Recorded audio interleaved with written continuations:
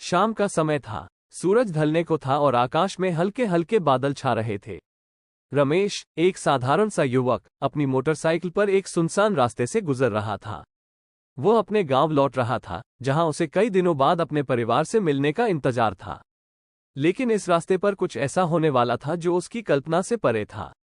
रास्ते में अचानक उसकी नजर एक पुराने हवेली पर पड़ी, जो अब खंडहर में बदल चुकी थी। हवेली के सामने एक बूढ़ी औरत खड़ी थी, जिसने सफेद साड़ी पहनी हुई थी।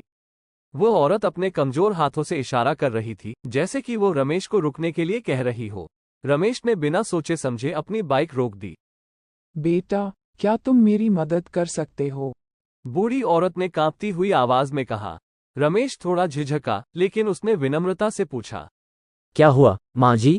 मेरा पोता इस हवेली के अंदर चला गया है। मैं बहुत देर से उसका इंतजार कर रही हूँ, लेकिन वो बाहर नहीं आया। क्या तुम उसे देख सकते हो? रमेश को थोड़ा अजीब लगा। हवेली खंडहर हो चुकी थी और आसपास कोई और नहीं था। लेकिन उसने सोचा, शायद बच्चा कहीं फंस गया हो। उसने अपना मोबाइल निकाला और टॉर्च ऑन की। जैसे ही रमेश हवेली के अंदर दाखिल हुआ, हवेली का दरवाजा अचानक जोर से बंद हो गया। उसने तुरंत पीछे मुड़कर देखा, लेकिन दरवाजा बंद हो चुका था। उसका दिल तेजी से धड़कने लगा। यह क्या हो रहा है? उसने अपने आप से कहा और फिर अंदर की तरफ बढ़ने लगा। हवेली के अंदर का माहौल बिल्कुल भयानक था। चारों ओर धूल और मकड़ियों के जाले थे। दीवारों पर पुराने चित्र थे, जिनके चेहरे धुंधले हो चुके थे।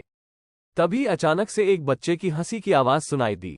रमेश ने चौंक कर इधर उधर देखा, लेकिन कोई नहीं था। अचानक उसे एक कोने में हल्की सी परछाई दिखाई दी। वो आवाज की दिशा में बढ़ा। जैसे ही वो करीब पहुंचा, उसने देखा कि एक छोटा बच्चा खेलते हुए बैठा हुआ था। लेकिन कुछ अजीब था। बच्चा बार बार उसी जगह पर खेल रहा था, जैसे कि वो फंसा हुआ हो। रमेश ने डरते हुए उससे पूछा, तुम्हारा नाम क्या है? बच्चे ने धीरे से सिर उठाया और बोला, मेरा नाम आरव है। उसकी आवाज में एक अजीब सी ठंडक थी। रमेश ने उसे उठाने की कोशिश की, लेकिन जैसे ही उसने बच्चे को छुआ, एक जोरदार बिजली की तरह झटका लगा और बच्चा गायब हो गया। रमेश के रोंगटे खड़े हो गए। वो समझ नहीं पा रहा था कि यह सब क्या हो रहा है। अचानक उसे फिर से वही बूढ़ी औरत दिखाई दी। वह धीरे धीरे उसके पास आए और बोली, धन्यवाद बेटा, तुमने मुझे आजाद कर दिया। रमेश की आंखें फटी की फटी रह गईं।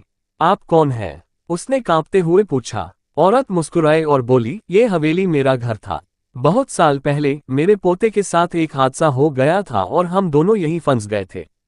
हर कोई हमें भूल चुका था, लेकिन आज तुमने आकर हमारी आत्मा को मुक्ति दी है। रमेश हक्का बक्का रह गया। वह दरवाजे की ओर भागा और देखा कि दरवाजा अब खुला हुआ था। वह तुरंत बाहर निकला, अपनी बाइक स्टार्ट की और तेजी से गांव की ओर बढ़ गया।